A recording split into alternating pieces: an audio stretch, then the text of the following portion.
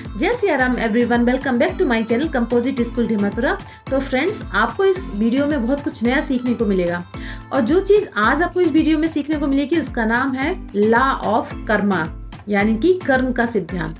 तो ये चीज़ आपको एक कहानी के माध्यम से सीखने को मिलेगा। तो बिना किसी देरी के चलिए चलते हैं कहानी की ओर। पर कहानी पर जाने के पहले इस आपसे विनम्र निवेदन है, अगर अभी तक आपने इस चैनल को सब्सक्राइब नहीं किया हुआ है तो कृपया करके चैनल को सब्सक्राइब करिए। वीडियो पसंद आता है तो वीडियो को अपने फ्रेंड्स और फैमिली में शेयर करिएगा।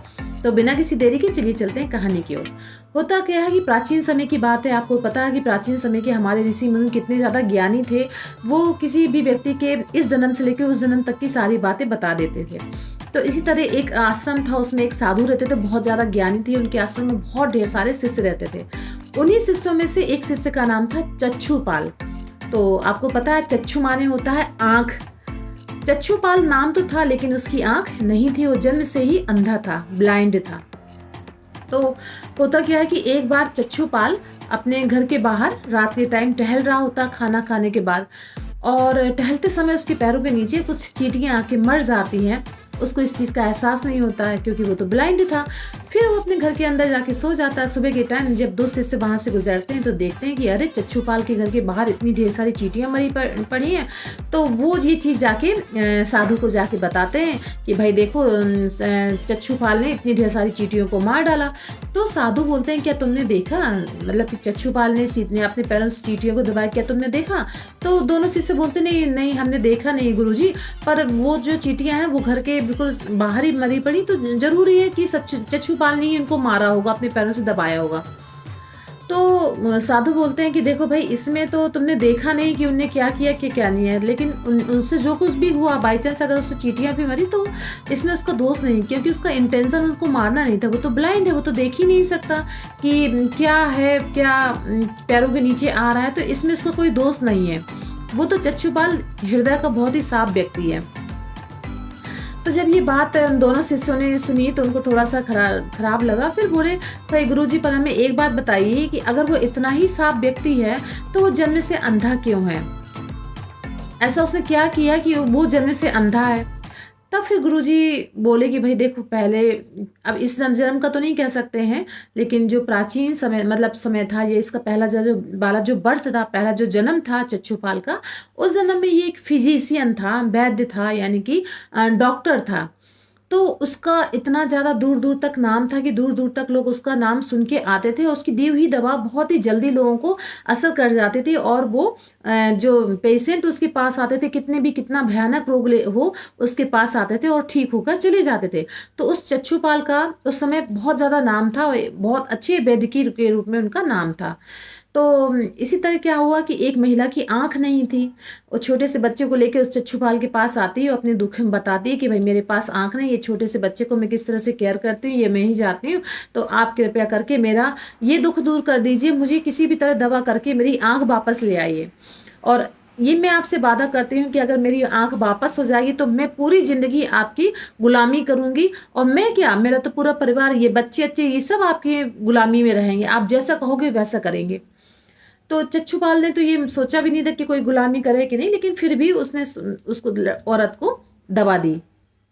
कुछ दिनों तक उस औरत ने उस दवा का उपयोग किया और धीरे धीरे क्या हुआ, उसको असर होने लगा, उसकी आंखें वापस आने लगी, रोशनी आने लगी। उसने कहा कुछ देर और इसको अभी आप करना है, तो उसने उस दवा को कुछ दिन और किया तो उसकी पूरी तरह रोशनी आ गई। लेकिन क्या हुआ, उसके औरत के मन में ये आ गया कि अब मेरी तो आंख आ गई, अब पूरी जिंदगी मुझे क्या करनी पड़ेगी, चक्षुपाल की गुलामी करनी पड़ेगी।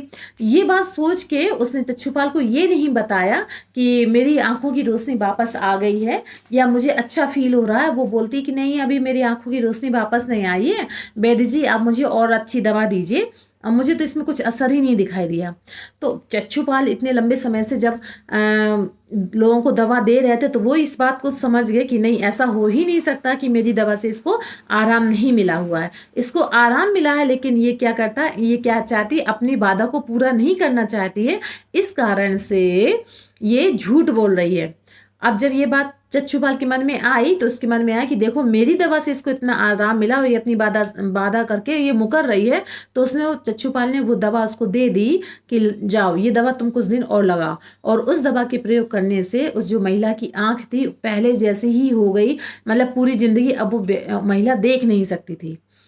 तो उसकी इस कृत्य के कारण उस महिला की आंख वापस चली गई और इस जन्म में जब चच्छुपाल का जन्म हुआ तो जन्म से वो अंधा पैदा हुआ, ब्लाइंड पैदा हुआ।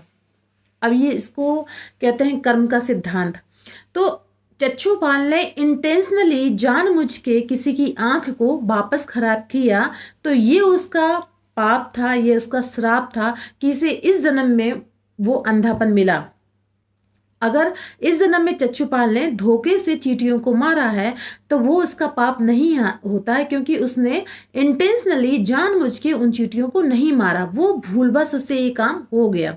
तो किसी भी काम, गुरुजी बोले शिष्य से, इन शिष्यों से, कि किसी भी काम को करने में जब हमारा इंटेंशन होता है कि हम कितने इंटेंशनली किसी अच्छे कर्म को कर रहे हैं कि ये बुरे कर्म को कर रहे हैं। अगर हम जानबूझ के किसी बुरे कर्म को कर रहे हैं तो इसका मतलब है कि हमें उसका बुरा परिणाम इस जन्म में नहीं तो अगले जन्म में भोगना ही पड़ेगा। और अगर हम किसी काम को अच्छे मन से कर रहे हैं, अच्छी इंटेंशन के साथ कर रहे हैं, तो उसका परिणाम या तो हमें इस जन्म में मिलेगा या फिर अगले जन्म में मिलेगा। इसी को कहते हैं कर्म का सिद्धांत।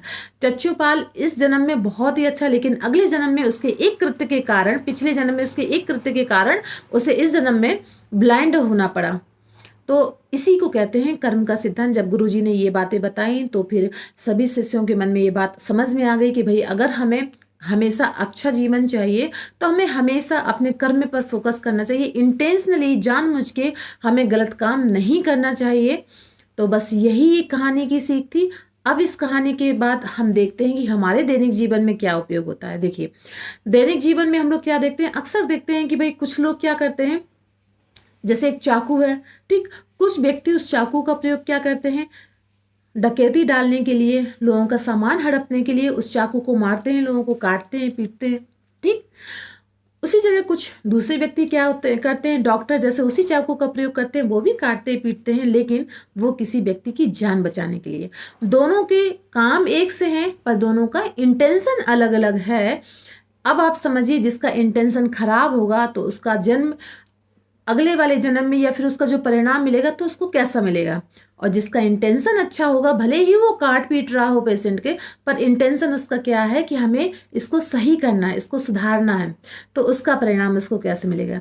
बस इस कहानी के माध्यम से आप समझिए कि ये कर्म का सिद्धांत है। आप जो बोओगे वही पाओगे। इसलिए कभी मत सोचिए कि मेरे साथ ऐसा क्यों हो रहा है, या वो इतना सुखी क्यों हो, या वो इतने गलत कर्म करके भी वो सुखी क्यों हो सकता है उसका प्रारब्ध उसका साथ दे रहा हो, और जैसे उसका प्रारब्ध खत्म होगा तो उसका काम शुरू हो जाएगा। तो ये सब कर्म का सिद्धांत है। हमेशा इस बात को ध्यान रखिए, अगर आपको अपना जीवन अच्छा बनाना है तो अपने कर्म पर हमेशा ध्यान रखिए, आप कर्म कैसा कर रहे हैं।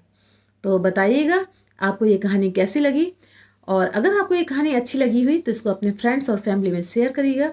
वीडियो पसंद आए तो उसको लाइक करिएगा। फिर मिलते हैं हम नेक्स्ट वीडियो में, तब तक के लिए जय सिया राम।